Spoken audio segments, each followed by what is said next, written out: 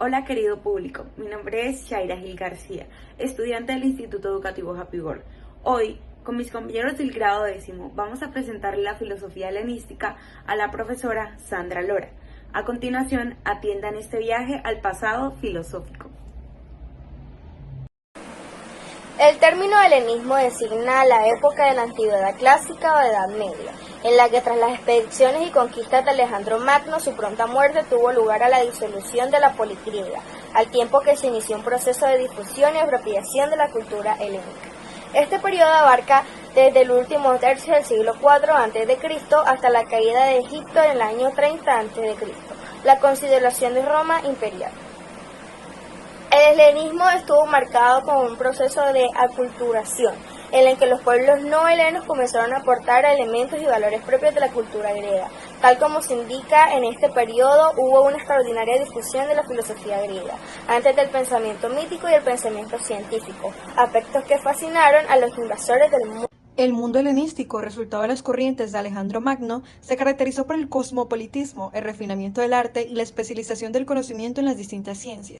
Con la desaparición de la polis como modelo de convivencia, muchos filósofos se refugiaron en el territorio de la intimidad y la felicidad individual. Las tres corrientes principales del pensamiento, epicureísmo, estoicismo y escepticismo, pusieron un especial énfasis en la filosofía moral.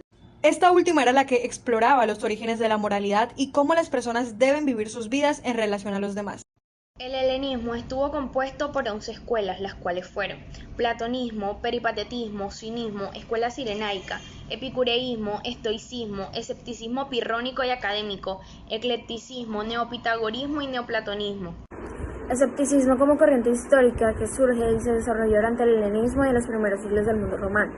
Ese movimiento estuvo muy influenciado por los sofistas y en algunos casos como el del Arcesilao, pues por el punto de vista platónico de la inconexistabilidad del mundo sensible.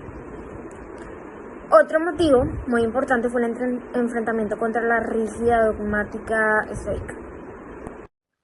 Del término griego skepsis, indagación, revisión cuidadosa, duda, podemos entender el escepticismo de dos modos, uno general y uno más particular o estricto.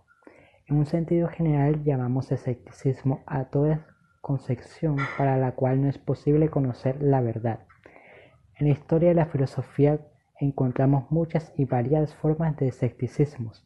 Una de ellas es precisamente la que se refiere al término en el sentido estricto o particular. Ahora hablaremos del epicureísmo.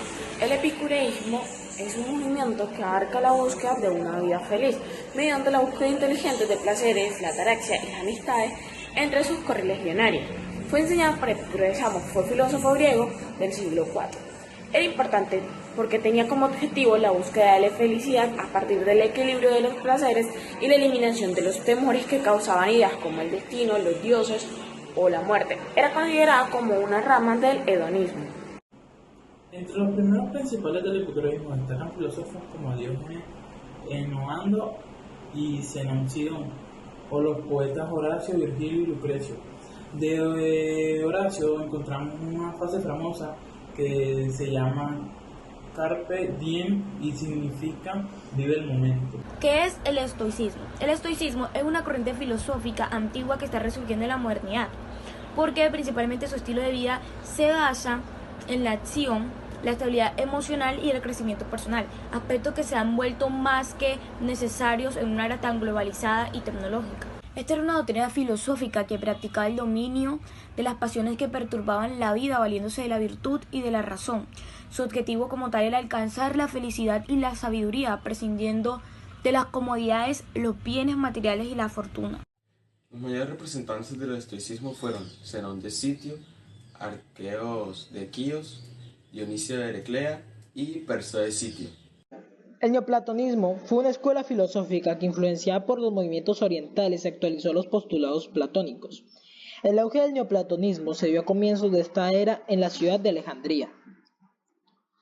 Antes de avanzar con el neoplatonismo, es importante mencionar que se conoce como platonismo a la doctrina que impulsaron los discípulos de Platón en el siglo I a.C., a través de pensadores como Plotino.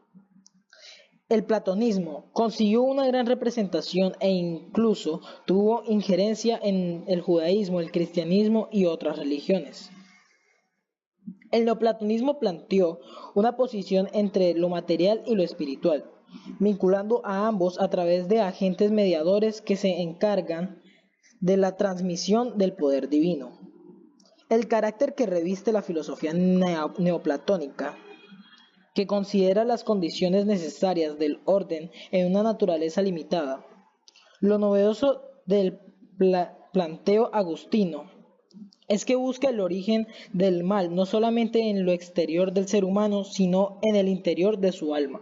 Bueno, ahora continuando con el neoplatonismo, vámonos con sus autores. En primer lugar, tenemos a Plutarco. Este nació entre el año 46 y el año 50, y se dice que murió en el año 120 después de Cristo. Fue uno de los enseñantes en las escuelas platónicas en Atenas, de donde también fue director en el siglo V. Luego tenemos a Máximo. Máximo se dice que fue uno de los principales representantes del neoplatonismo, entre el año 310 y murió en el año 372 después de Cristo. Tiene una de sus obras llamadas Eneadas, la cual fue editada por su discípulo Porfirio, la cual consta de 6 libros y 9 tratados. Luego tenemos a Polibio, un filósofo del cual no se sabe mucho, simplemente se sabe que fue uno también de los precursores del neoplatonismo.